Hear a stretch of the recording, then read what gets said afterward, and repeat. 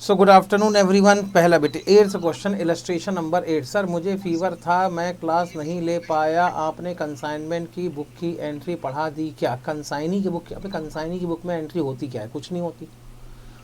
आगे चलते हैं। Ajay of Mumbai consign to Vijay of Delhi goods to be sold at invoice price which represent 125% of cost. लो बेटे, पहली ही लाइन के अंदर इन्होंने प्यार से आपको परेशान करने की कोशिश करी है। क्या बात कर रहे हो सर, पहली लाइन में हमारे ऊपर इतना जुल्म? हाँ बेटे, तुम्हारे ऊपर बहुत बड़ा जुल्म हुआ है। सर वो कैसे?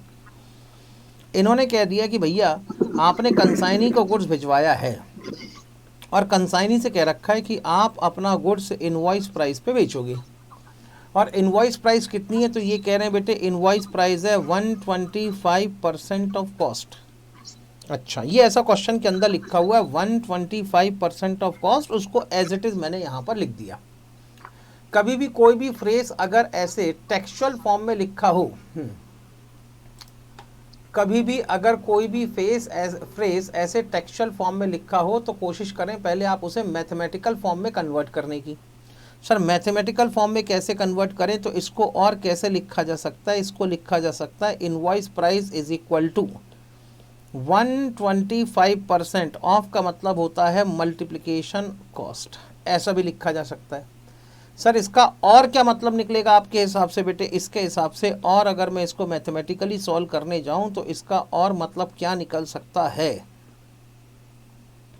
तो इसका मतलब और निकल सकता है कि अगर मुझे कभी कॉस्ट कैलकुलेट करनी पड़ जाए तो कॉस्ट कितनी होगी? तो बेटे कुछ नहीं करना है, सिर्फ उसे क्रॉस मल्टीप्लाई करवाना है। यहाँ पे 125% मल्टीप्लिकेशन में है।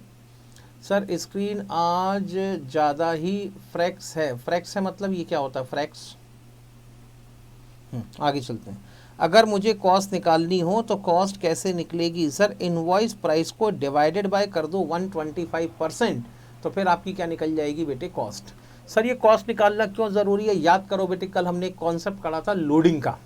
And what is the loading?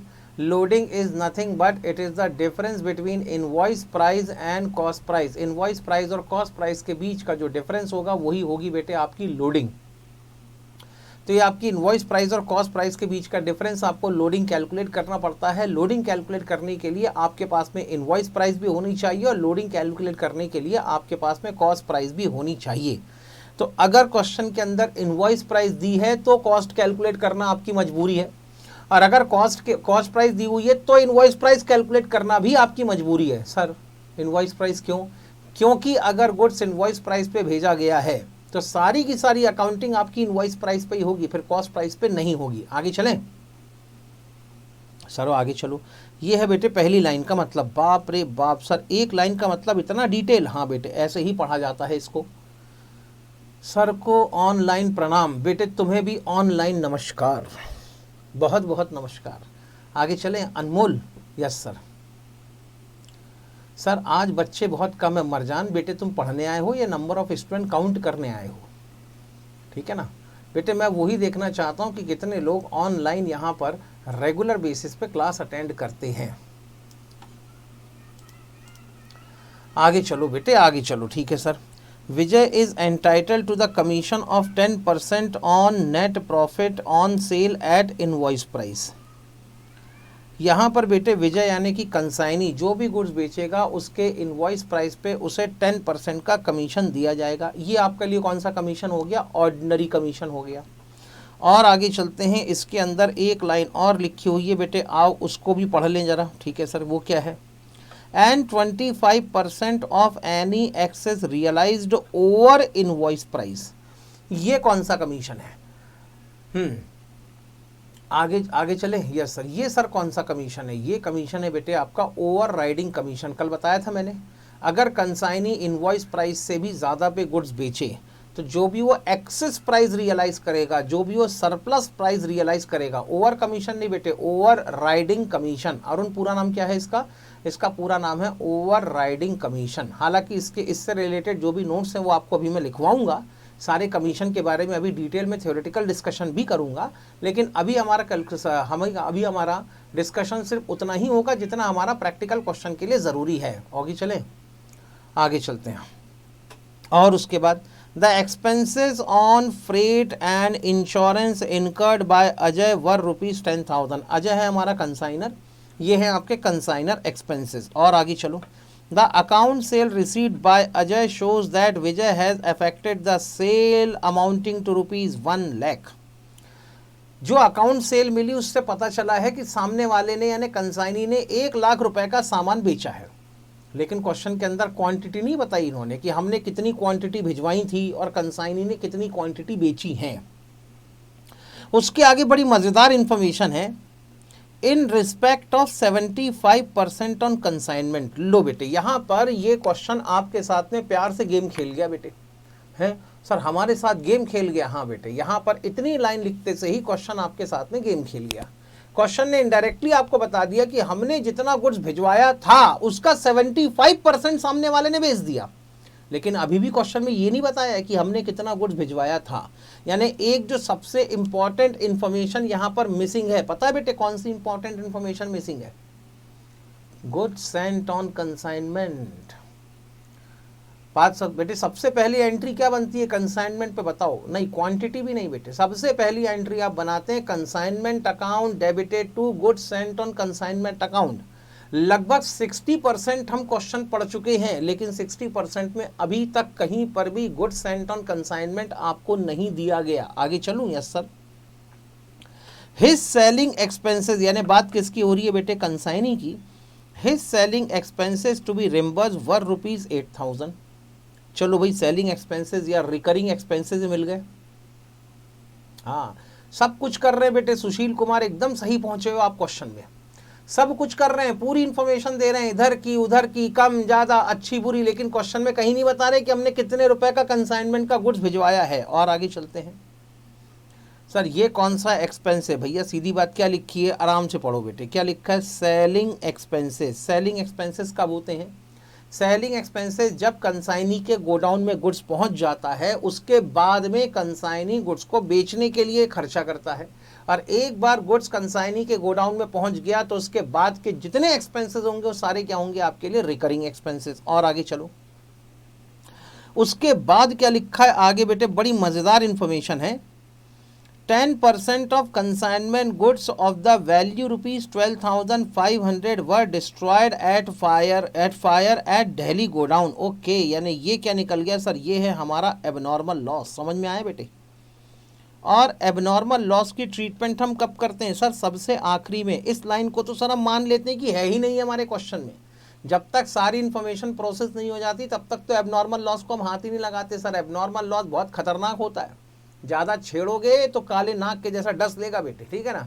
और काले नाक से दूर रहा जाए तो ही बेहतर है। आखिरी में बीन बजा के बेटे उसको हम अपनी पोटली में भर लेंगे। आगे चले? यस सर, आगे चलते हैं। Vijay remitted the balance in favour of Ajay. जो बचे हुए पैसे थे वो कंसाइनी ने कंसाइनर को लौटा दिए। प्रिपेयर कंसाइनमेंट अकाउंट, क्या मांगा है? वही घिसा पिटा हिसाब किताब। ये कह रहे हैं कंसाइनमेंट अकाउंट बना के बताओ। And the account of Vijay in the books of Ajay, यानी बेटे विजय की बुक में, कंसाइनर की बुक में कंसाइनी अकाउंट बना के भी दिखाओ, along with the necessary calculation. और जो भी ज़रूरी हो वो कैलकुलेशन करके भी दिखा देना। प्रॉब्लम समझ में आई बेटे? इस क्वेश्चन की कहाँ पर है प्रॉब्लम? है बेटे जो सबसे पहली एंट्री आपको चाहिए consignment account debited to goods sent on consignment account, वो ही नहीं है आपके क्वेश्चन में। अदरवाइज वो इन्फॉर्मेशन अगर मैं आपको दे दूं तो कल जो क्वेश्चन हमने सॉल्व किया था उसमें और इस क्वेश्चन में कोई डिफरेंस रह जाएगा बेटे? बताओ, है कोई डिफरेंस? नहीं सर, फिर तो कल के जैसा बिल्कुल सेम क्वेश्चन हो गया, एकदम सिमिलर क्वेश्चन है, कुछ बचा ही नहीं सर इसमें। तो बात सही है। तो सर अब हम कैसे कैलकुलेट करें? What is the value of goods sent on consignment? Consignment पे जो गुड्स भेजा गया है उसकी प्राइसिंग क्या है, उसकी वैल्यूएशन क्या है? सर हम कैसे पता करें? सर मैथ्स ने दिमाग खराब कर दिया है, उसकी वजह से दूसरे सब्जेक्ट पे कंसंट्रेट नहीं हो पाता। बेटे एक बात बताओ। अच्छा चलो इसी पे पहले डिस्कशन कर लेते हैं। अच्छा बेटे प्रशांत ने मैटर उठाया है। मैं आप सभी स्टूडेंट को एक बड़ी सिंपल सी मैथमेटिक्स तो नहीं बोलूँगा, एक कैलकुलेशन समझाता हूँ। बताओ बेटे तुम्हारे सीए फाउंडेशन में कितने सब्जेक्ट हैं? बोलो ना बेटे, तुम्हारे सीए फाउंडेशन में कितने सब्जेक्ट हैं? सर 4 सब्जेक्ट हैं। मैंने कहा कौन कौन से? सर एक है अकाउंट, दूसरा है सर लॉ, अब पूरा डिटेल में नाम नहीं लिख रहा हूँ मैं यहाँ पर सर। तीसरा है हमारा इको, और चौथा है सर हमारा मैथ्स। मैंने कहा ठीक। क्या सीए फाउंडेशन में अकाउंट है? यस सर, सीए फाउंडेशन में अकाउंट है। क्या सीए इंटरमीडिएट में अकाउंट है? यस सर, सीए इंटरमीडिएट के ग्रुप 1 में भी अकाउंट है और सीए इंटरमीडिएट के ग्रुप 2 में भी अकाउंट है। क्या सीए फाइनल में अकाउंट है? हाँ सर, सीए फाइनल में भी अकाउंट है। क्या सीए फाउंडेशन में लॉ है? Yes sir. क्या सीए इंटरमीडिएट ग्रुप 1 में लॉ है? Yes sir. क्या सीए इंटरमीडिएट ग्रुप 2 में लॉ है? No sir. क्या सीए फाइनल में लॉ है? No sir. और आगे चलते हैं। क्या सीए फाउंडेशन में इकोनॉमिक्स है? Yes sir. क्या सीए इंटरमीडिएट ग्रुप 1 में इकोनॉमिक्स है? No sir. सर क्या सीए इंटरमीडिएट ग्रुप 2 में इकोनॉमिक्स है? अभी है, लेकिन जब तक आप लोग इंटरमीडिएट में जाएंगे तब तक शायद ये भी हट चुका होगा। सर क्या सीए फाइनल में इकोनॉमिक्स है? No sir. और आगे चलते हैं। सर सीए फाउंडेशन में मैथमेटिक्स है? हाँ sir. Inter group 1 no sir. Inter group 2 no sir. CA final no sir. तो बेटे आप एक ऐसे सब्जेक्ट से डर रहे हैं जिसकी ज़िंदगी फाउंडेशन में चालू होके फाउंडेशन में ही ख़त्म हो जाती है। पहली बात तो क्या अब आपको लगता है बेटे डर की कोई वजह है? बोलो ना। अगर आप कहते कि सर अकाउंट ही नहीं बनता तो डर की वजह है, क्योंकि यही अकाउंटिंग इंटर में जाएगा, इंटर के बाद कैरी फॉरवर्ड होकर फाइनल में जाएगा। तो अगर फाउंडेशन में दिक्कत है तो इंटर में भी दिक्कत आएगी, इसलिए फाउंडेशन का बेसिक तगड़ा होना चाहिए। लॉ भी बात समझ में आती है क्योंकि फाउंडेशन में है और ये इंटर में भी फुल फ्लैश 100 मार्क्स का है। अनम्यूट करूं? हाँ आगे बेटे आ रहा हूँ ना बेटे, पास तो होना, तुम्हारे पास वाले जुगाड़ पे भी आ रहा हूँ। रुको तो जरा बेटे, तुम्हें ऐसी खतरनाक मैथमेटिक्स समझाऊंगा ना, मैथमेटिक्स की इतनी खतरनाक मैथमेटिक्स समझाऊंगा कि तुम भी बोलोगे अरे तेरी ऐसा है क्या, पहले क्यों नहीं बता दिया सर, 1 महीने पहले, अभी तक हमने इतना टेंशन ही नहीं लिया होता। आगे चलते हैं, ठीक है। आगे चलते हैं। रूटीन बता दीजिए। अब रूटीन क्या बताऊं? सवेरे उठना है, फिर फ्रेश होने जाना है, फिर घूमने जाना है, फिर नाश्ता करना आपका जी। सब रूटीन बताओ बैठ के यहाँ पे। नालायक ये कह रहा रूटीन बता दो। अबे मतलब रूटीन क्या बताएगा आदमी यार। करो फिर मेरी रूटीन को फॉलो। उठो सवेरे 5 बजे बेटे, सवेरे 5 बजे उठो, 5:30 बजे मैदान पे उतर जाओ बेटे, दौड़ने भागने के लिए, खेलने कूदने के लिए। 7 बजे आओ, 7 बजे फिर जैसे मैं पढ़ाने बैठता हूँ वैसे तुम पढ़ने बैठ जाओ। हाँ चलो, पहली बात तो इसलिए मैथ्स को बहुत ज़्यादा सर पे बिठाने की बहुत बड़ी आवश्यकता तो पहली बात नहीं है। लेकिन सर फाउंडेशन अगर पास नहीं किए तो इंटर में कैसे जाएंगे? मैंने कहा अब आ जाओ बेटे इस पे। मैथ्स का पेपर कितने नंबर का? सर मैथ्स का पेपर है 100 मार्क्स का, लेकिन इंस्टीट्यूट ने तुम्हारे पास होने का पूरा जुगाड़ कर रखा है बेटे। इंस्टीट्यूट वाले कहते हैं LR कितने मार्क्स का है? 20 मार्क्स का। ईमानदारी से बताना, LR में कोई मैथमेटिक्स लगती है? बताओ ना बेटे, ईमानदारी से बताओ, LR में कोई मैथमेटिक्स लगती है? LR में लगता है बेटे कॉमन सेंस। अब तुम बोलो कि सर हमारे पास में कॉमन सेंस भी नहीं है, तब ऐसे में क्या करेगा कोई आदमी, ये बताओ। ठीक है, लॉलीपॉप टॉपिक है। हाँ मान लिया बेटे लॉलीपॉप टॉपिक है ये, ठीक है ना। चलो ठीक है। उसके बाद बेटे अब मैं क्या अज्यूम कर सकता हूँ कि LR में से 20 में से 15 मार्क्स आप ला सकते हैं, क्योंकि इसके अंदर तो कोई मैथमेटिक्स ही नहीं है ना बॉस। बताओ ना बेटे, इसके अंदर कोई मैथमेटिक्स है? नहीं है। और अगर इसके अंदर कोई मैथमेटिक्स नहीं है तो 20 में से 15 नंबर तो वैसे मिल गए तुमको। मिल गए? Yes sir, done. अब आ जाओ बेटे, इंस्टीट्यूट ने दूसरी तुम्हारी व्यवस्था कर रखी है स्टैटिस्टिक्स के अंदर। स्टैट्स कितने मार्क का है? 40 मार्क्स का है। अब बेटे स्टैट्स के अंदर मैथमेटिक्स है, लेकिन इतनी भी नहीं है कि तुम्हें पढ़ लेना पड़े। बताओ ना बेटे, क्या स्टैट्स के अंदर इतनी मैथमेटिक्स के तुम्हें पढ़ लेना पड़े? नहीं सर, ऐसा भी नहीं है। उसके अंदर प्लस है, माइनस है, मल्टीप्लिकेशन और डिवीजन है। बहुत ज़्यादा हुआ तो अंडर रूट निकालना है, और अंडर रूट का ऑप्शन तुम्हारे कैलकुलेटर में ऑलरेडी दिया होता है। तो उस कंडीशन में बेटे अंडर रूट में भी कोई दिक्कत नहीं है। हाँ स्टैटिस्टिक्स में एक जगह दिक्कत मैं मान सकता हूँ कि सर उसमें फॉर्मूले बहुत हैं, लेकिन फॉर्मूले बनाते आना चाहिए। अगर फॉर्मूले बनाते आ गए तो नहीं, फॉर्मूले का क्या होता है बेटे, रटने बैठोगे तो जिंदगी में कभी स्टैटिस्टिक्स के फॉर्मूले नहीं रट पाओगे, गारंटी है। सर फॉर्मूले कैसे बनाते हैं? सर मैथ से, हाँ आगे चलते हैं। सर फॉर्मूले कैसे बनाते हैं उसका भी तरीका बताता हूँ। रुक जाओ, अभी कंसाइनमेंट अकाउंट 10 मिनट के लिए छोड़ ही देते हैं, क्योंकि अब बात पास और फेल की हो गई है, ठीक है ना। कि सर हमारा फाउंडेशन कैसे क्लियर होगा, ये ज़्यादा इंपॉर्टेंट मैटर है फिलहाल के लिए, ठीक। और स्टैटिस्टिक्स में से मेरे हिसाब से कभी भी बेटे 40 में से 25 मार्क्स कभी भी लाए जा सकते हैं, ठीक है ना। मैं 40 में से 30 भी नहीं कह रहा हूं, मैं 40 में से 35 भी नहीं कह रहा हूं, लेकिन अगर आप एक एवरेज बेसिस पर भी स्टैटिस्टिक्स पढ़ते हैं तब भी 40 में से 25 मार्क्स आ सकते हैं। सर ये 25 मार्क्स लाने का आपके हिसाब से जुगाड़ क्या है? जुगाड़ भी बताओ सर, ऐसे थोड़े ना बोलने से काम हो गया और आप तो छू के भाग गए, ऐसे थोड़े ना होगा। हाँ आगे चलूँ तो बेटे एक बात बताओ, अगर 40 में से 25 मार्क्स स्टैटिस्टिक्स में आ गए, LR में से 20 में से 15 मार्क्स आ गए, तो टोटल नंबर कितने हो गए रे बेटा? बोलना 40। पास होने के लिए कितने चाहिए रे बेटा? अरे पास होने के लिए कितने चाहिए? 40। हो गया बेटे तेरे पास का जुगाड़। मैंने मैथ्स को तो हाथ भी नहीं लगाया अभी तक। बताना बेटे, मैथ्स को हाथ लगाया क्या मैंने? हाँ बेटे मैंने मैथ्स को हाथ लगाया नहीं लगाया? चलो बेटे अब मान लेता हूं मैथमेटिक्स भयंकर टफ है, जबरदस्त टफ है, ऊट पटांग है। बेटे अगर ऊट पटांग है तब भी इसके अलावा मैथमेटिक्स में से एक चैप्टर ऐसा है जिसमें से 5 से 7 क्वेश्चन आने ही आने हैं, और वो है, अब मैं बेटा बात करता हूं मैथ्स की, ठीक है ना। मैथ्स की अगर मैं बात करूं, लो बेटे अब मैं आपके आ गया मैथ्स के सब्जेक्ट पे डिटेल। 3 पार्ट हैं इसके। पहला कौन सा पार्ट है सर? एक तो ले लिया अपन ने लॉजिकल रीजनिंग 20 मार्क्स, एक अपन ने ले लिया सर स्टैटिस्टिक्स 40 मार्क्स। अब आ जाओ तुम्हारे मैथ्स के डर पे। मैथ्स कितना ले लिया अपन ने? 40 मार्क्स ले लिया ना, ऐसे ही है ना।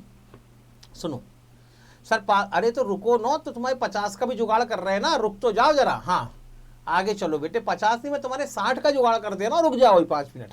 बेटे पूरे मैथमेटिक्स के अंदर एक चैप्टर ऐसा है टाइम वैल्यू ऑफ मनी, जिसमें कम से कम एग्जाम में 5 से 7 क्वेश्चन आएंगे। हर एक क्वेश्चन कितने मार्क्स का होता है बेटा बता जल्दी? हर एक क्वेश्चन कितने मार्क्स का होता है सर? 1 नंबर का होता है। अगर मैं कहता हूं गिरी से गिरी हालत में 5 क्वेश्चन भी आए तो 5 में से 3 तो बनेंगे। मैं ये भी नहीं कह रहा 5 के 5 पूरे बना तू, लेकिन 5 में से 3 बनेंगे कि नहीं बनेंगे?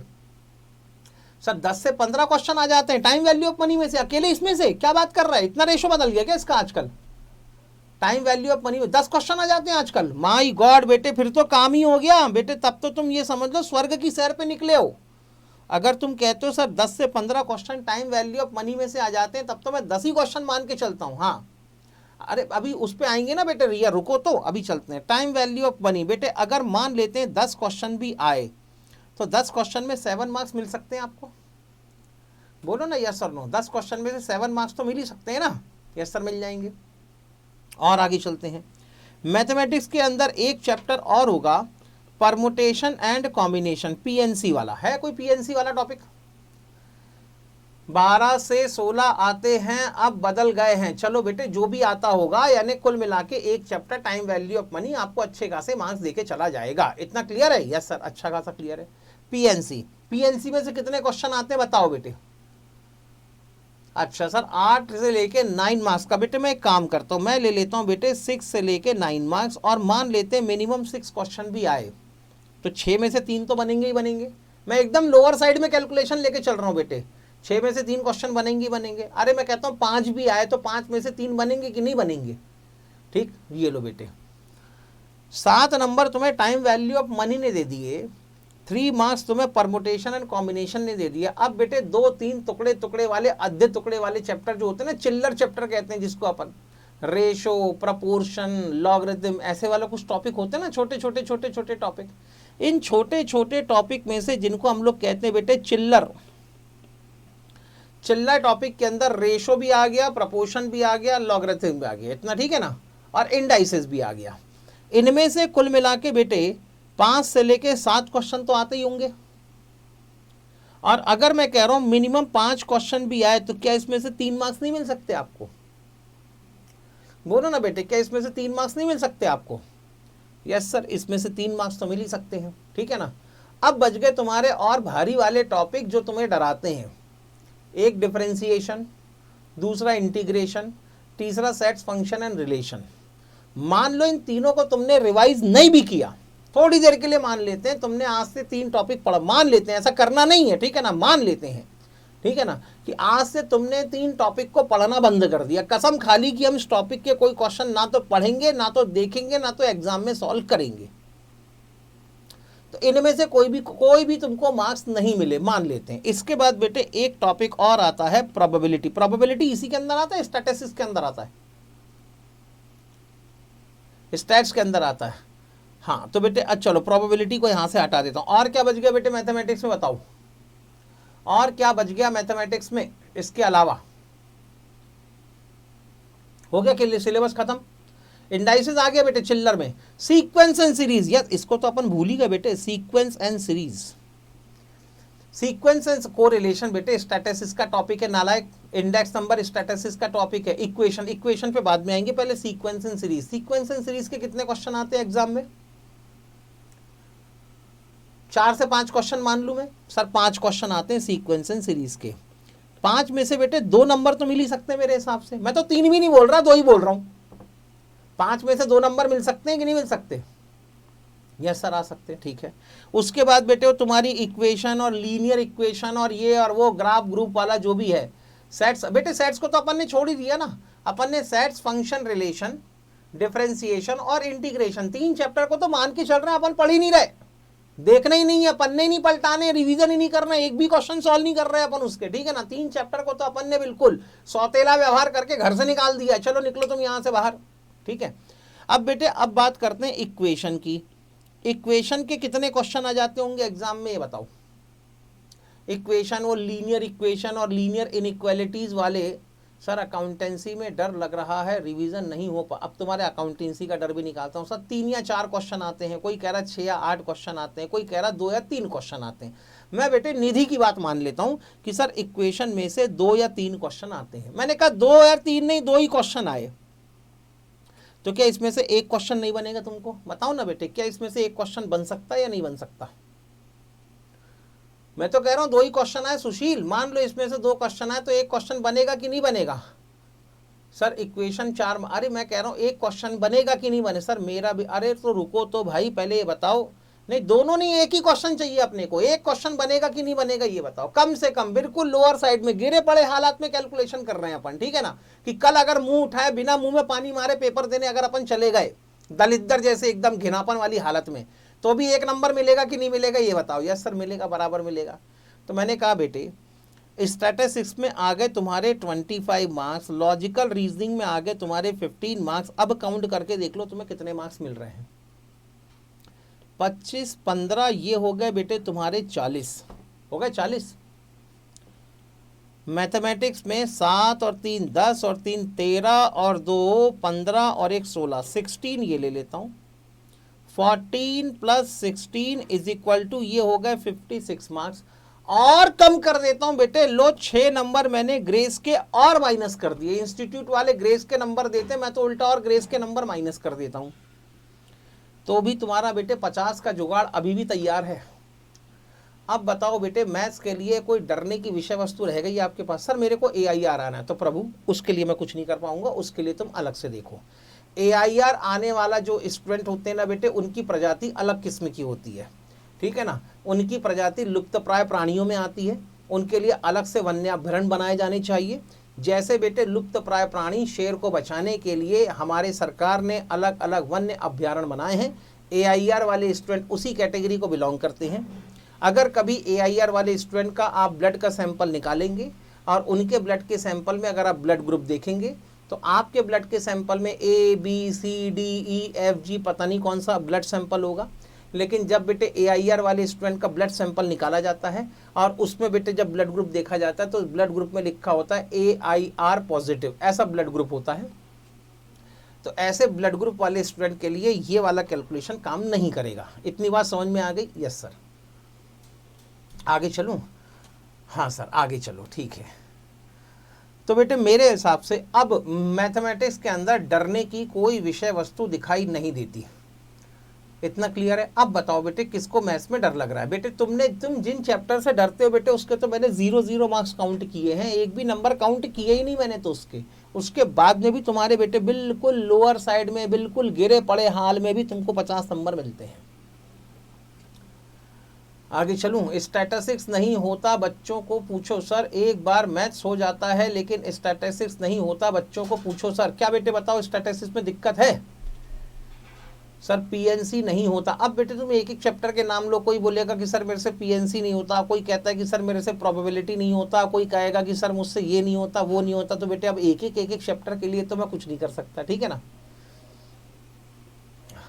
अच्छा, अब कोई कह रहा है सर अकाउंट का भी एनालिसिस कर दो, तो लो बेटे आओ अकाउंट का भी एनालिसिस कर देता हूं। सर आज का इंपॉर्टेंट सम करते हैं, ये लो बेटे, होता यही तो है ना, इसलिए मैं इधर उधर की बातें बीच में नहीं निकालता, पता है। अब इधर उधर की बात बीच की निकली तो बेटे बीच में तुरंत बेटे किसी ने एक प्यार से आया और बेटे मेरे कांच के घर में पत्थर मार के चला गया, ठीक है ना। मैं अपना कांच का महल बना रहा था, मैं बेटे तुम्हारे सब्जेक्ट की एनालिसिस करके बता रहा था, अचानक बेटे सोनू ने एक मैसेज डाल दिया, सर आज का इंपॉर्टेंट सम करते हैं। सोनू बेटे थैंक यू याद दिलाने के लिए कि मैं अकाउंटिंग पढ़ा रहा था, कंसाइनमेंट वाला चैप्टर चल रहा था, कंसाइनमेंट वाले चैप्टर में 8th क्वेश्चन इंपॉर्टेंट क्वेश्चन हम सॉल्व करने वाले थे। आओ बेटे हम कंसाइनमेंट का 8th क्वेश्चन सॉल्व करें, ठीक है। इसके बाद बेटे जिस चैप्टर का या जिस टीचर का कोर्स कंप्लीट हो चुका होगा, आगे के बचे हुए चैप्टर की एनालिसिस आप उसी चैप्टर से उसी टीचर से करवा लें। आगे चले? यस सर आगे चलो, ठीक है सर, डन। हाँ चलो बेटे आ जाओ। तो सर करना क्या है सर, हमने यहाँ पे सबसे पहले निकालना है कि हमने कितने रुपए का गुड्स कंसाइनमेंट पे भिजवाया है। सर कंसाइनमेंट पे कितने रुपए का गुड्स भिजवाया है, इसके लिए कैलकुलेशन कैसे होगा। तो बेटे कैलकुलेशन करने के लिए आपको इनडायरेक्टली क्वेश्चन के अंदर एक हिंट दे रखी है और वो हिंट निकल के आती है आपके एबनॉर्मल लॉस से। ध्यान से पढ़ के देखें एबनॉर्मल लॉस में क्या लिखा हुआ है। 10% ऑफ कंसाइनमेंट गुड्स, ठीक है ना, यानी हमने जितना गुड्स कंसाइनमेंट पे भिजवाया। अब बेटे मैं जहां जहां अगर आपको इस क्वेश्चन को पढ़ने में दिक्कत होती है तो जहां जहां मैं स्लैश लगाऊंगा ना, वहां वहां आप मेरे साथ साथ स्लैश लगाते चलें ताकि आपको क्वेश्चन पढ़ने का तरीका समझ में आ जाए, ठीक है sir, done. 10% of consignment goods, यानी जितना कंसाइनमेंट पे गुड्स हमने भिजवाया था, ऑफ द वैल्यू ₹12,500, और जिसकी वैल्यू 12,500 रुपीज की थी, वह destroyed in fire eight Delhi godown. ये कह रहे बेटे ये गुड्स दिल्ली के गोडाउन में डिस्ट्रॉय हो गया। तो भाई सीधी सीधी बात है, ये कह रहे हैं 10% ऑफ कंसाइनमेंट गुड्स, ऐसे लिखा है बेटे, जैसा जैसा क्वेश्चन के अंदर लिखा है मैं वैसे ही लिख रहा हूं यहाँ पर, ठीक है ना। अभी लिखने की आवश्यकता नहीं है आपको, पहले आप समझ लो एक बार। यहाँ पे सिर्फ और सिर्फ क्वेश्चन की इंटरप्रिटेशन इंपॉर्टेंट है, आप क्वेश्चन को पढ़ते कैसे हैं, आप क्वेश्चन को रीड कैसे करते हैं, आपके लिए सिर्फ इतना सा ही इंपॉर्टेंट है। आगे चलूँ? Yes sir. 10% of consignment goods, 10% of consignment goods of the value ₹2,500, of the value ₹12,000 2,000 है कितना, 12,500 सॉरी, ऑफ द वैल्यू ₹12,500। बस बेटे इतनी लाइन मेरे काम की है। सर इसको क्या मतलब, इस लाइन को लिख दिया और आपके अपनी पीठ ठोकने लगे, क्या समझाया मैंने, एक नंबर क्या समझाता हूँ मैं, क्या पढ़ाता हूँ। सर ठीक से समझाओ। मैंने कहा सुनो, 10% की जगह लिख देता हूँ बेटे मैं 10%, चलेगा? Yes sir. ऑफ का मतलब होता है multiplication. Consignment goods, consignment goods मतलब goods sent on consignment, consignment goods की जगह लिख देता हूं मैं goods sent on consignment, of the value, यानी जिसकी वैल्यू थी कितने रुपए, 12,500, और बेटे बीच में लगा देता हूं इज इक्वल टू। बन गई तुम्हारी इक्वेशन? बोलो ना हाँ या ना।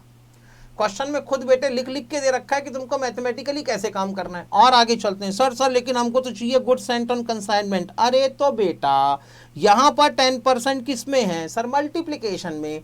छोटे छोटे नन्हे नन्हे बच्चे हुआ करते थे, ठीक है ना, जैसे तुम्हारे लॉ वाले बाबा जी कहते हैं, नन्हे मुन्ने छोटे छोटे बच्चे थे। तो बेटे उस समय आप खुद ही कहते थे लेफ्ट हैंड साइड में मल्टीप्लिकेशन में है तो राइट हैंड साइड में क्या हो जाना चाहिए, गुड सेंट ऑन कंसाइनमेंट। इसको राइट हैंड साइड में ट्रांसफर करोगे तो हो जाएगा 12,500 डिवाइडेड बाय 10%। कहानी खत्म।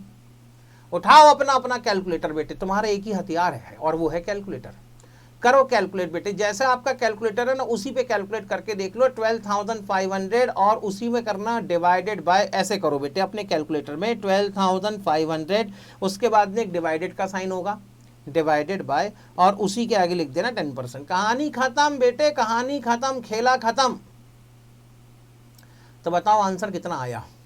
सर ये आंसर आया 1,25,000 रुपीज। आ गया बेटे सभी का, पता चल गया कितने रुपए का गुड्स हमने कंसाइनमेंट पे भिजवाया था। अब एक बात बताओ, ये 1,25,000 कॉस्ट प्राइस है या इनवॉइस प्राइस है?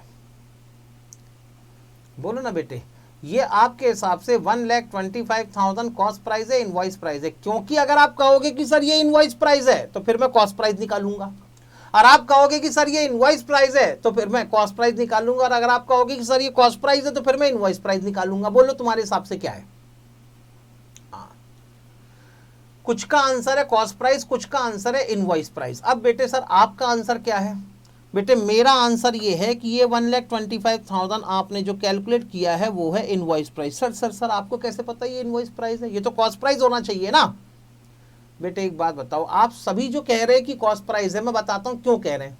क्योंकि मैंने लाइन कहां से उठाई? सर आपने लाइन उठाई एबनॉर्मल लॉस वाले पॉइंट में से।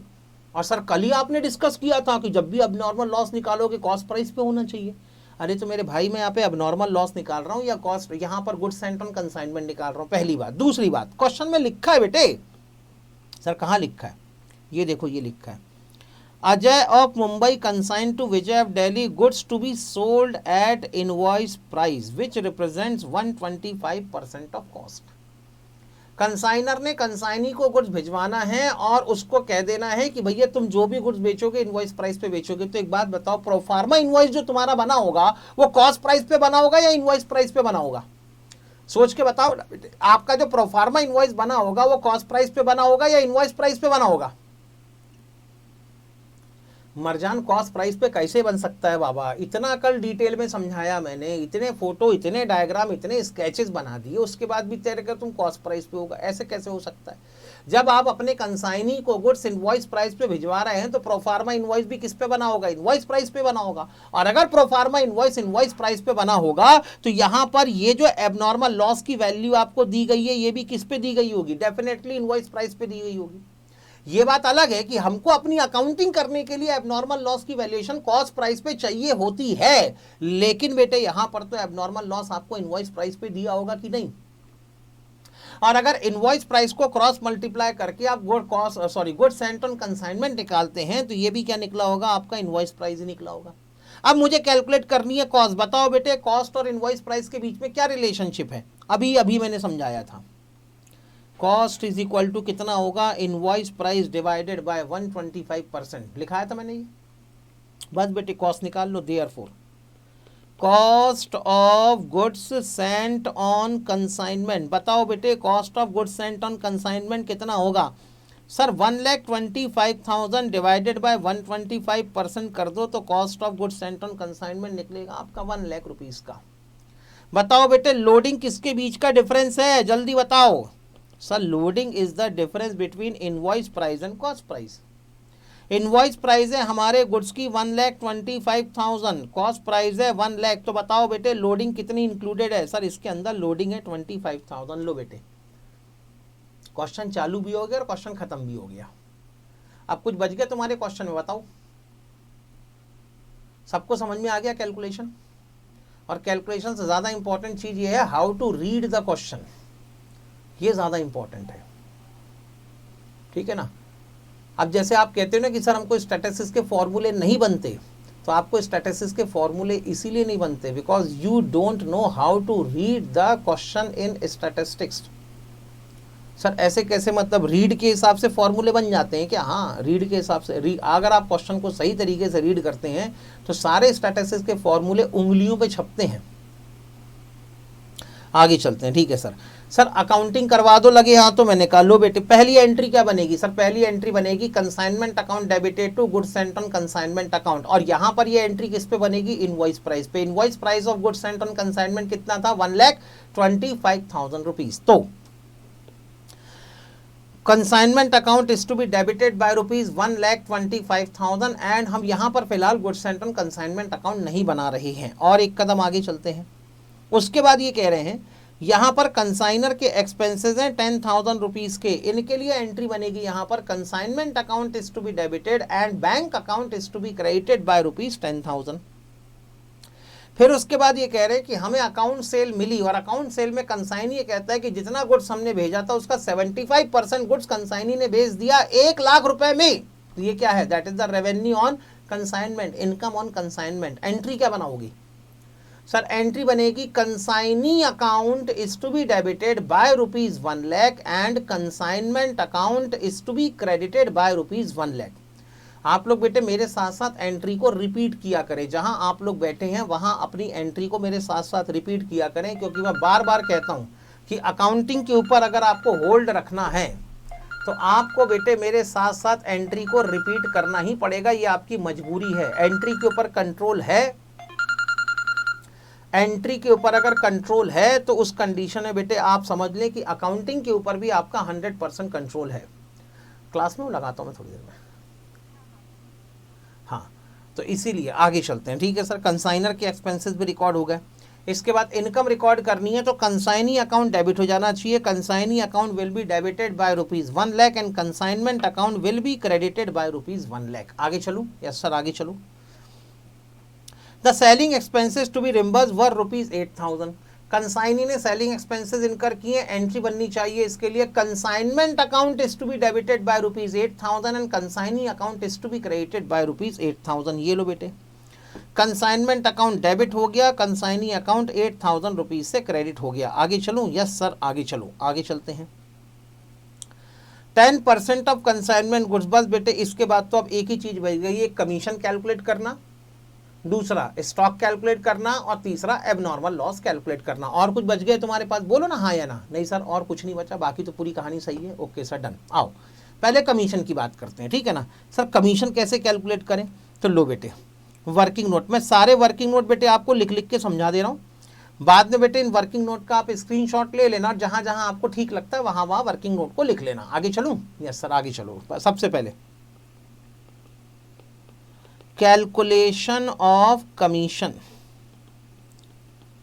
सबसे पहला बेटे यहां पर कैलकुलेशन ऑफ कमीशन। आगे चलें? यस सर, आगे चलो। कमीशन कैलकुलेट करना है तो यहां पर कह रहे हैं कंसाइनी को 2 टाइप के कमीशन देने हैं। एक देना है ऑर्डिनरी कमीशन और दूसरा कितना? दूसरा क्या? एक देना है ऑर्डिनरी कमीशन और दूसरा देना है ओवरराइडिंग कमीशन। तो पहले निकालो बेटे ऑर्डिनरी कमीशन। ऑर्डिनरी कमीशन कितने पे कैलकुलेट होगा? तो सर ऑर्डिनरी कमीशन जितना सामान बिका है इनवॉइस प्राइस पे, उसी पे ऑर्डिनरी कमीशन कैलकुलेट होना चाहिए। ठीक है ना? Okay sir, done. अब अगर मैं ऑर्डिनरी कमीशन को कैलकुलेट करने जाऊं तो कुल मिला के गुड्स यहां पे भले ही 1 लाख रुपए का बिका है, वो अपनी जगह सब ठीक है, लेकिन ये कह रहे हैं नेहा बेटे अभी रुक जाओ, अभी एबनॉर्मल लॉस पे मैं नहीं आया हूं। ये कह रहे हैं कि जितना गुड्स हमने कंसाइनमेंट पे भिजवाया था उसका 75% गुड्स बिक गया। तो भैया जब 75% गुड्स बिका है तो कमीशन भी तो 75% पे निकलना चाहिए। और आपने टोटल गुड्स जो कंसाइनमेंट पे भिजवाया था उसकी इनवॉइस प्राइस कितनी है? जल्दी बताओ। What is the invoice price of total goods sent on consignment? Sir जो गुड्स हमने कंसाइनमेंट पे भिजवाया था उसकी इनवॉइस प्राइस है ₹1,25,000। क्या आपका पूरा गुड्स बिक गया है? नहीं सर, हमारा इसका सिर्फ 75% गुड्स बिका है, तो कमीशन भी सिर्फ 75% पे ही कैलकुलेट होना चाहिए। एट द रेट ऑफ, बताओ बेटे ऑर्डिनरी कमीशन का रेट कितना था? सर ऑर्डिनरी कमीशन है यहाँ पर 10%। आगे चलो, इंटू 10% निकालना जरा कितना होता है?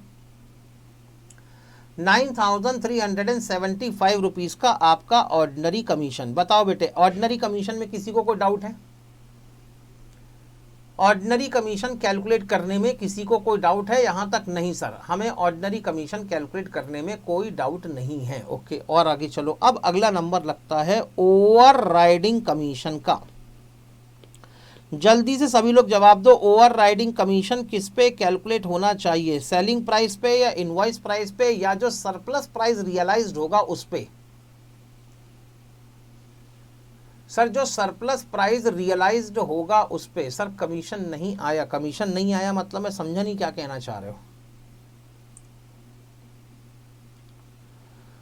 मैं भी निकाल के देख लेता हूँ बेटे। 1,25,000 इंटू 0.75 इंटू 0.109375 आ तो रहा है। आगे चलते हैं। ठीक है सर, ओवरराइडिंग कमीशन जो भी आपने सरप्लस प्राइस रियलाइज किया होगा उस पर कैलकुलेट होना चाहिए। और मैंने overriding commission is equal to क्या होगा? Surplus multiplied by rate of commission. अब सरप्लस कितना रियलाइज किया तो कल भी मैंने समझाया था surplus will be the difference between selling price and invoice price, और इसी में मल्टीप्लाई कराना है रेट ऑफ कमीशन। बताओ कंसाइनी ने सामान कितने रुपए का बेचा? What was the sale value of what was the sale value of goods sent on consignment? Sir जो सेल वैल्यू थी वो थी 1 लाख रुपीस की, और जो गुड्स बिका है उसकी इनवॉइस प्राइस कितनी थी? सर जो गुड्स हमारा बिका है उसकी इनवॉइस प्राइस थी 93,750।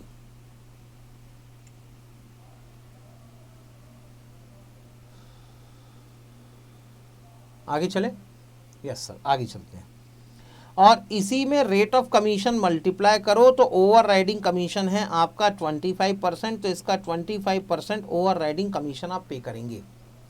डिफरेंस कितना आ गया सर? डिफरेंस आ गया 6,250, इसका 25%। बताओ बेटे कितना? 1562.5, 1562.5, 62.50। अब बताओ बेटे टोटल कमीशन कितना? अब बताओ बेटे टोटल कमीशन कितना? 10,938। अच्छा, इसको राउंड ऑफ कर दिया क्या? लो बेटे, आपका टोटल कमीशन आ जाता है 10,937.5 कह लो या 938 कह लो, एक ही बात है, ठीक है ना। आगे चलते हैं। इसके बाद अब क्या कैलकुलेट करना है सर? अब हमें कैलकुलेट करना है कंसाइनमेंट स्टॉक और एबनॉर्मल लॉस। और कंसाइनमेंट स्टॉक और एबनॉर्मल लॉस कैलकुलेट करना हो तब सबसे पहले बेटे आपको दो तरीके से अपने कैलकुलेशन कर लेने चाहिए। आप अपने कैलकुलेशन को कॉस्ट प्राइस पे भी करेंगे और आप अपने कैलकुलेशन को इनवॉइस प्राइस पे भी करेंगे। अमाउंट, परसेंटेज, ये वाला कॉलम है बेटे कॉस्ट प्राइस पे कैलकुलेशन के लिए, ये वाला कॉलम है इनवॉइस प्राइस पे कैलकुलेशन के लिए, और ये कॉलम है परसेंटेज का, ये कॉलम है पर्टिकुलर का। सबसे पहले आप कहानी शुरू करते हैं गुड्स सेंट ऑन कंसाइनमेंट से। बोलो बेटे, what is the value of goods sent on consignment? Goods sent on consignment, जो भी गुड्स आपने बेचा हो, मैंने पहले भी कहा था कि अगर क्वांटिटी ना दी हो तो गुड्स सेंट ऑन कंसाइनमेंट को हमेशा 100% के बराबर ले लेना। आगे चलें, क्योंकि जो भी गुड्स आपने भिजवाया होगा वो होता है total goods sent on consignment, और टोटल हमेशा 100% के बराबर होता है। तो बताओ बेटे, जो गुड्स हमने कंसाइनमेंट पे भिजवाया था उसकी कॉस्ट प्राइस कितनी थी? सर उसकी कॉस्ट प्राइस हमने अभी अभी निकाली है 1 लाख रुपीज़, और उसकी इनवॉइस प्राइस थी 1,25,000 rupees. Done? Yes sir, done. अब इसी में आप ऐड कराओ कंसाइनर एक्सपेंसेस। बताओ बेटे कंसाइनर एक्सपेंसेस कितने के थे?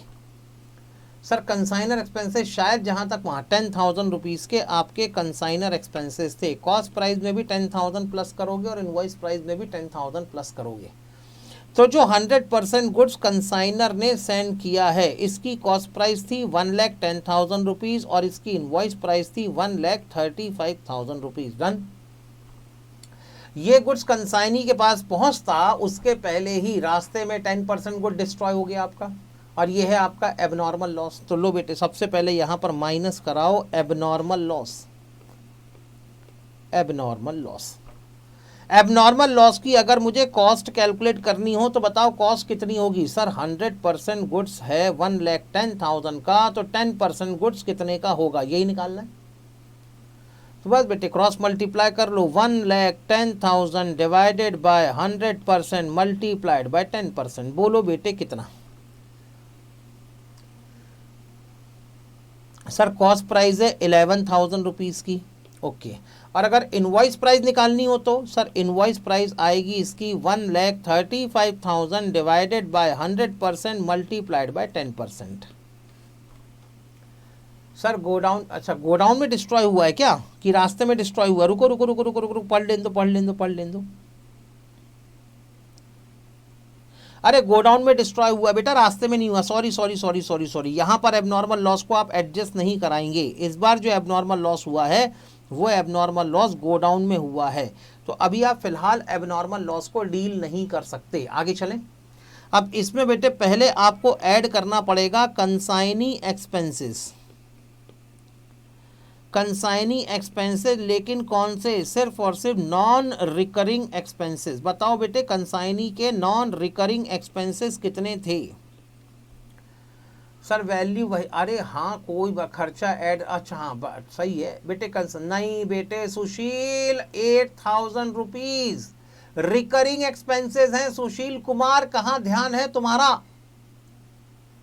हाँ नो खर्चा बेटे, कोई भी कंसाइनी के नॉन रिकरिंग एक्सपेंसेस नहीं थे। तो कंसाइनी के नॉन रिकरिंग एक्सपेंसेस ऐड करने के लिए कुछ भी नहीं है तुम्हारे पास। यानी अभी भी जब 100% गुड्स कंसाइनी के गोडाउन में पहुंचा होगा तब इसकी कॉस्ट प्राइस रही होगी 1,10,000 और इनवॉइस प्राइस रही होगी 1,35,000 रुपीज़ की। आगे चलूं? अब आप यहाँ पर अपना एबनॉर्मल लॉस निकाल सकते हैं। यहीं पर आप माइनस करेंगे अपना एबनॉर्मल लॉस। एबनॉर्मल लॉस कितने परसेंट का हुआ है सर? 10% का एबनॉर्मल लॉस हुआ है। तो अगर मुझे कॉस्ट ऑफ एबनॉर्मल लॉस निकालनी हो तो 100% गुड्स की कॉस्ट है 1,10,000। अगर मैं डिवाइडेड बाय 100% कर दूं तो इससे 1% गुड्स की कॉस्ट निकलेगी, और मल्टीप्लाइड बाय 10% कर दूं तो इससे 10% की कॉस्ट निकल आएगी, और ये होगा 11,000। वैसे ही अगर मुझे इसकी इनवॉइस प्राइस कैलकुलेट करनी हो तो टोटल गुड्स की इनवॉइस प्राइस थी 1,35,000, डिवाइडेड बाय 100% करूंगा तो इससे 1% गुड्स की इनवॉइस प्राइस निकलेगी, और मल्टीप्लाइड बाय 10% करूंगा तो 10% गुड्स की इनवॉइस प्राइस निकल आएगी, और ये है 13,500 rupees. Done? Yes sir done. लो बेटे एबनॉर्मल लॉस को माइनस करवा दो। अब बताओ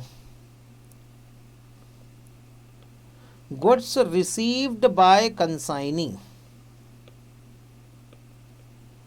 goods received by consignee, consignee ने 90% गुड्स रिसीव किया, मतलब गोडाउन में है, और कॉस्ट प्राइस कितनी है?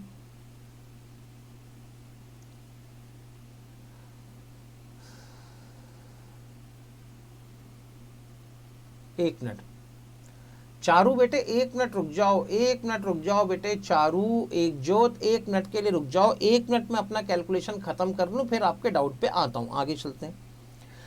90% गुड्स की कॉस्ट प्राइस कितनी है? तो सर 90% गुड्स की कॉस्ट प्राइस है 1,09,000। नहीं सॉरी, कितना? 90% गुड्स की कॉस्ट प्राइस 99,000 आएगी शायद। सॉरी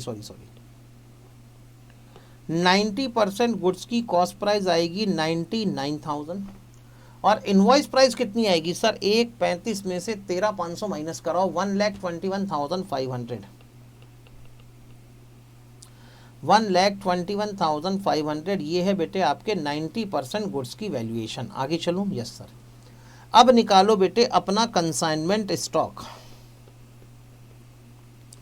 अब निकालो बेटे कंसाइनमेंट स्टॉक। पहले तो बताओ कंसाइनमेंट स्टॉक बचा कितना होगा?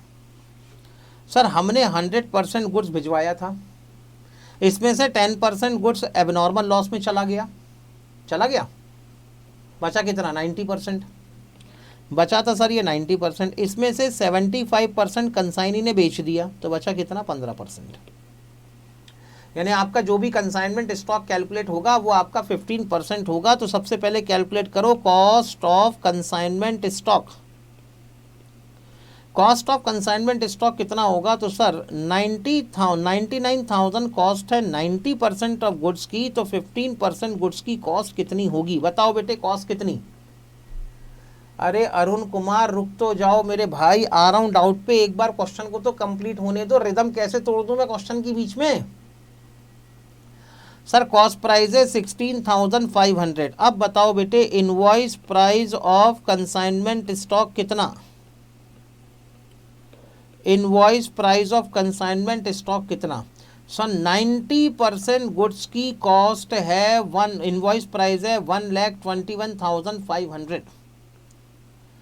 तो 15% गुड्स की इनवॉइस प्राइस कितनी होगी? 1,21,500 डिवाइडेड बाय 90% इंटू 15%। बोला साहेब? सर ये है 20,250। इनवॉइस प्राइस और कॉस्ट प्राइस के बीच का जो डिफरेंस होगा वो होगी आपकी लोडिंग या तो आपका स्टॉक रिजर्व। लोडिंग इन कंसाइनमेंट स्टॉक, लोडिंग इन कंसाइनमेंट स्टॉक, और इसी का दूसरा नाम है स्टॉक रिजर्व। तो बताओ बेटे आपका स्टॉक रिजर्व कितना होगा? सर स्टॉक रिजर्व होगा 20,250 माइनस 16,500 इज इक्वल टू, बोलो कितना? 3,750 रुपीज़। ओके 3,750 रुपीज़, ये आ गया आपका स्टॉक रिजर्व। इतना क्लियर? एक बार पहले मैं क्वेश्चन को कंप्लीट कर दूं, फिर आप सभी के डाउट लेता हूं। सबका एक ही डाउट है क्योंकि, इसलिए आगे चलते हैं। ठीक है, यस सर, डन। सबसे पहले एबनॉर्मल लॉस। एबनॉर्मल लॉस बेटे आप कॉस्ट पे कैलकुलेट करोगे या इनवॉइस प्राइस पे? जल्दी बताओ। Abnormal loss should be calculated on cost और the invoice price. Sir cost price. तो बेटे कॉस्ट प्राइस आपकी काम की है, एबनॉर्मल लॉस की इनवॉइस प्राइस आपके कोई काम की नहीं है।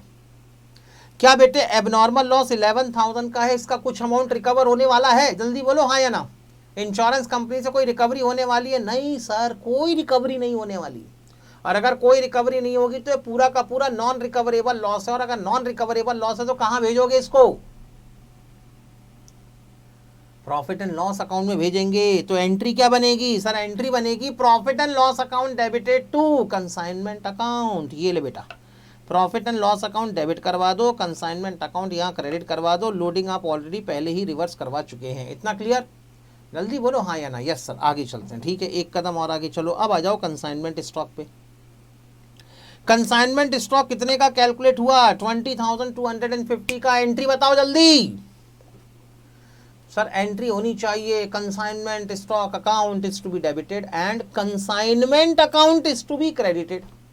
तो 20,250 को आप अपने कंसाइनमेंट अकाउंट में क्रेडिट करके दिखाएंगे। ये लो बेटे, consignment account will be credited bye ₹20,250। इसके अंदर लोडिंग है कितने की? सर 3,750 की। लोडिंग की एंट्री बताओ। सर लोडिंग की क्या रिवर्सल एंट्री कर दो, काम खत्म। हाँ तो बताओ रिवर्सल एंट्री क्या होगी? सर कंसाइनमेंट अकाउंट को डेबिट करवाएंगे और स्टॉक रिजर्व अकाउंट को क्रेडिट करवाएंगे। ठीक है इतना? तो लो बेटे, कंसाइनमेंट अकाउंट तुम्हारा डेबिट हो गया और स्टॉक रिजर्व अकाउंट यहां पर क्रेडिट हो जाएगा। डन? यस और नो, हाँ या ना। कमीशन की एंट्री भी करी दी होगी बेटे। कमीशन आपका कंसाइनमेंट अकाउंट में डेबिट हो जाना चाहिए और कंसाइनी अकाउंट में क्रेडिट हो जाना चाहिए। इतना क्लियर? हाँ। अब सभी का एक बड़ा कॉमन डाउट आया है, अब ध्यान से सुने। सबने डाउट क्या पूछा? Screen shot. अच्छा अरे लिख ले लेना स्क्रीन शॉट। पहले सभी के एक डाउट के बारे में बात कर लो। हाँ सर, क्वेश्चन में दिया हुआ है कि हमारा जो एबनॉर्मल लॉस है वो है, मैं इस लाइन की बात कर रहा हूं, ठीक है ना। मैं सिर्फ और सिर्फ इस लाइन की बात कर रहा हूं जिसको मैंने अभी अभी मिटाया है। सर हमारा जो कंसाइनमेंट स्टॉक है उसकी इनवॉइस प्राइस है 1,12,500 रुपीज़ की।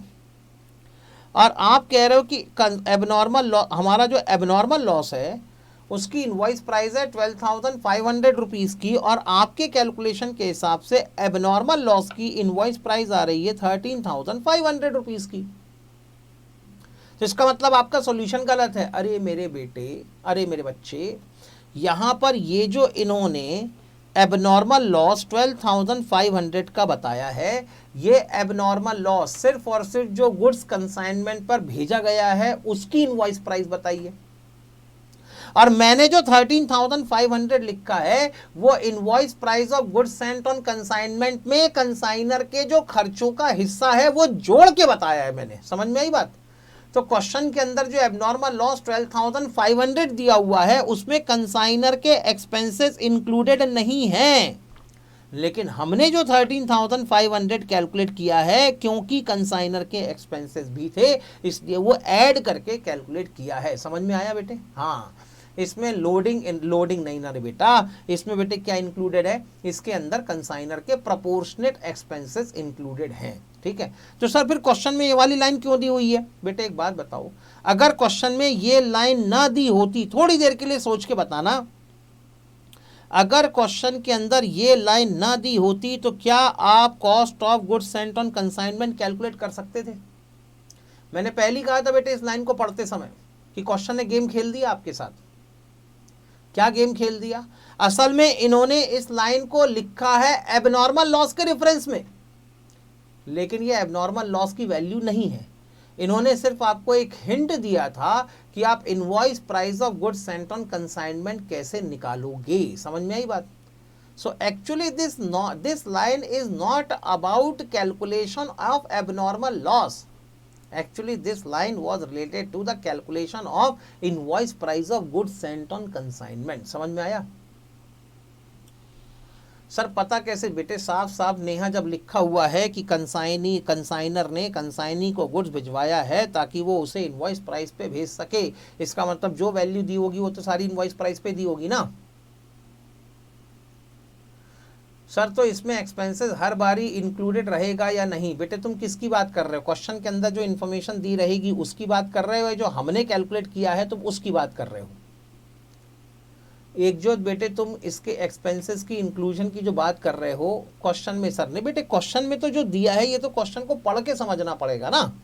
अब आप कहो कि सर ऐसे थोड़े ना होता है, इतने कॉम्प्लिकेटेड तरीके से कोई क्वेश्चन थोड़ा ना लिख के देता है। तो बेटे अब 11-12 का एग्जाम थोड़ा ना चल रहा है, तुम्हें क्या लग रहा है बेटे तुम 11-12 का पेपर दे रहे हो या तुम बीकॉम का पेपर दे रहे हो? ठीक है ना। अगर तुम्हारा 11-12 और बीकॉम का पेपर होता तो शायद इतने कॉम्प्लिकेटेड तरीके से क्वेश्चन आपके सामने प्रेजेंट नहीं किया जाता। लेकिन बेटे याद रखें, आप सीए फाउंडेशन का पेपर देने वाले हैं। मैं पहले दिन से लेके आज तक आपको एक ही चीज़ बार बार समझाने की कोशिश कर रहा हूँ। सिलेबस वही है, टॉपिक वही है, सब्जेक्ट सेम है। बस बेटे 11th और 12th में आप इस लेवल के क्वेश्चन सॉल्व किया करते थे। सीए फाउंडेशन में जो क्वेश्चन आएंगे उनका लेवल ये होगा। आपको बस इस लेवल को मेकओवर करना है, ठीक। इसलिए क्वेश्चन को तो आराम से पढ़ना पड़ेगा, क्वेश्चन के अंदर रीडेबिलिटी तो आपको लानी पड़ेगी, ठीक। इतना समझ में आ गया सभी के? Yes sir, done. Sir illustration number 2 और प्रैक्टिकल 2 बता दो प्लीज़। बेटे इलस्ट्रेशन नंबर 2 क्या था बेटे? समझाया तो था क्लास के अंदर, डिस्कस तो हुआ था हमारा अच्छा खासा।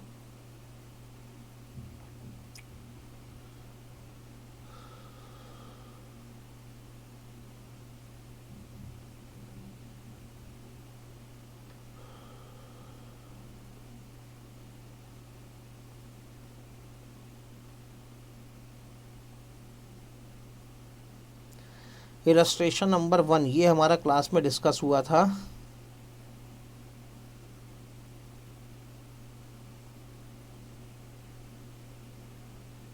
अरे इलस्ट्रेशन नंबर 2 का पेज नंबर क्या है?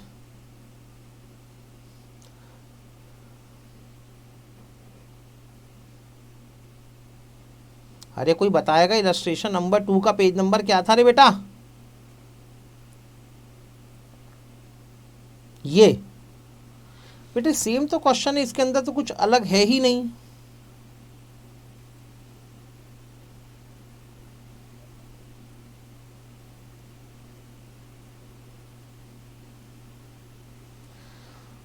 आओ बेटे, इलस्ट्रेशन नंबर 2 की अगर आप बात कर रहे हैं तो हमने बड़े डिटेल में इलस्ट्रेशन नंबर 1 सॉल्व किया था। X sent on 1st July 2019 to Y goods costing ₹50,000। Entry क्या बनेगी? कंसाइनी की बुक में एंट्री बेटे, कंसाइनी की बुक में सिर्फ खर्चों की एंट्री बनेगी और कमीशन की एंट्री बनेगी, और कोई एंट्री थोड़े ना बनेगी। बताओ ना बेटे किसकी बुक में एंट्री चाहिए? Journal entry in the books of consignee. आओ बेटे कंसाइनी की बुक में एंट्री बनाए, चलो ठीक है।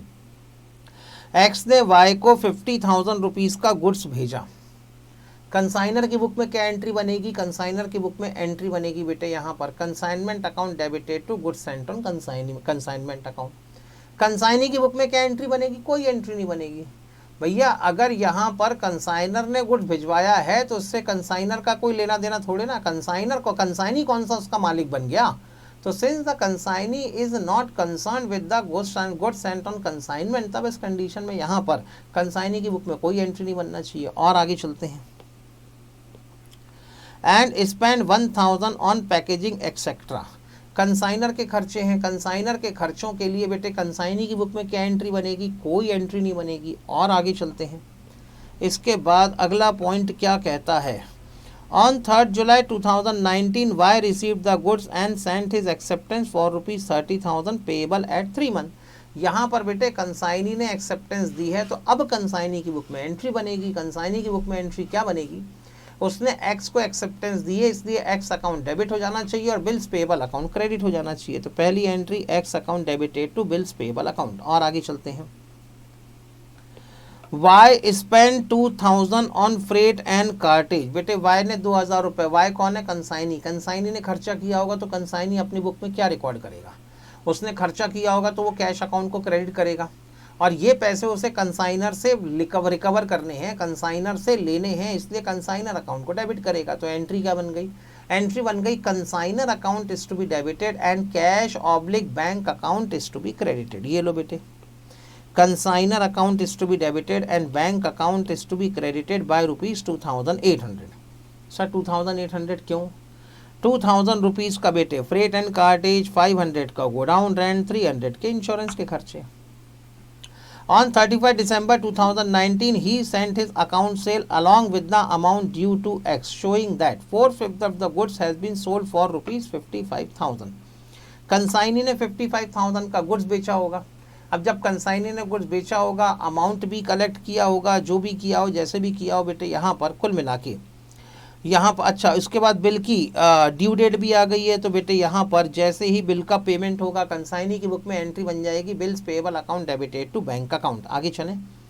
फिर कंसाइनी ने गुड्स बेचा होगा तो कंसाइनी को अपने कस्टमर से पैसे रिकवर करने हैं, तो ये बेटे क्रेडिट सेल्स होगी, ट्रेड रिसेबल अकाउंट डेबिट हो जाना चाहिए और ये पूरे के पूरे पैसे किसको देने हैं? कंसाइनर को, तो कंसाइनर अकाउंट क्रेडिट हो जाना चाहिए। तो एंट्री हो जाएगी ट्रेड रिसेबल अकाउंट डेबिटेड या bank account debited to consignor account. और आगे क्या है भाई? इसके बाद ये कह रहे हैं 10% कमीशन होना चाहिए। अब कमीशन बेटे कंसाइनी के लिए इनकम है तो कमीशन अकाउंट यहाँ पर क्रेडिट होगा और ये कमीशन उसको किससे रिकवर करना है? कंसाइनर से, तो कंसाइनर अकाउंट को डेबिट करवाना पड़ेगा। तो एंट्री हो जाएगी बेटे कंसाइन, कहाँ गया? हाँ, consignor account is to be debited by 5500 and consignee account is to be credited by 5500। और आगे चलते हैं। इसके बाद और कोई इन्फॉर्मेशन? हाँ सर, एक कोई कस्टमर है वो इंसॉल्वेंट हो गया है, उससे 600 रुपीज़ अब नहीं मिलने वाले, और अगर नहीं मिलने वाले तो ये कुल मिला के कंसाइनर को लॉस बियर करना है, लेकिन इतने पैसे कंसाइनर को पे नहीं करेगा। तो एंट्री बना देगा बेटे इसके बैलेंस को ख़त्म करने के लिए consignor account is to be debited, consignor account is to be debited and trade receivable account is to be credited.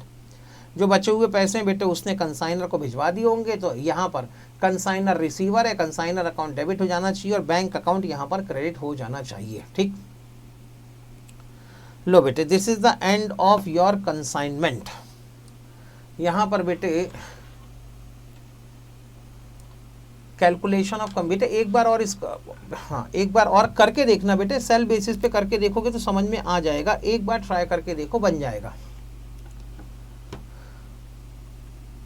लो बेटे, किसी को अगर स्क्रीनशॉट लेना हो तो जल्दी से स्क्रीनशॉट ले लो। ये था हमारा सॉल्यूशन नंबर 8।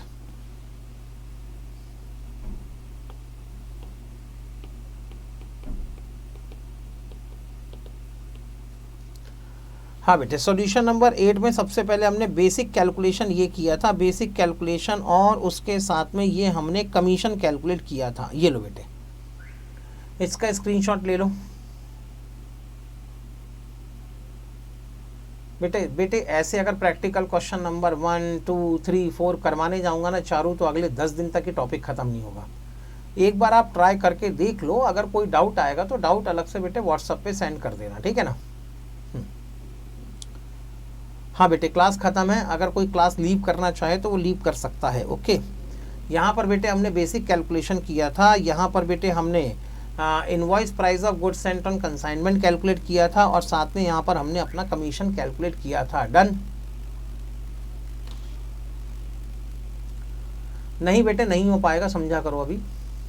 सर अब अनम्यूट कर दो। ये लो बेटे, अनम्यूट कर देता हूँ, उसमें क्या है। हाँ, उसके बाद बेटे यहाँ पर हमने अपने कंसाइनमेंट स्टॉक की कैलकुलेशन करी थी, एबनॉर्मल लॉस की कैलकुलेशन करी थी और साथ में हमने यहाँ पर अपना स्टॉक रिजर्व कैलकुलेट किया था। इसका भी स्क्रीनशॉट ले लो। कर दिया बेटे, अनम्यूट कर दिया, बोलो। हाँ हाँ, आवाज नहीं आ रही बेटे। हेलो, हाँ बोलो। अकाउंट का एनालिसिस करने वाले थे। नहीं बेटा, अब नहीं हो पाएगा, टाइम खत्म हो गया। कल परसों कभी देखेंगे, फुर्सत में जब रहेंगे तब देखेंगे, ठीक है। सर सिर्फ एक डाउट थी मेरी ये। हाँ बोलो। सर वो लेक्चर अपलोड हो जाएंगे क्या कंसाइनमेंट वाले? देखते हैं बेटे, अगर पॉसिबल हुआ तो करवा दूंगा, ठीक है। सर कल साइनी की बुक में बैड डेप्ट वाली एंट्री समझा दो, वो समझ नहीं आई। कौन सी? बैड डेप्ट वाली एंट्री कंसाइनी की बुक में। कंसाइनी की बुक में बैड डेट्स वाली एंट्री, उसके ऊपर बाद में डिस्कशन कर लेंगे बेटे, ठीक है ना। चलो बेटे, सभी ने स्क्रीनशॉट ले लिया होगा। आज की क्लास को खत्म करते हैं, बाकी कल से कंटिन्यू करेंगे, नया टॉपिक जो भी जैसा भी होगा देखेंगे। Bye bye. सर कौन सा चैप्टर शुरू करने वाले इसके बाद? देखते हैं कौन सा टॉपिक शुरू करना है ना, कल बताऊंगा। Thank you sir, bye. Bye bye.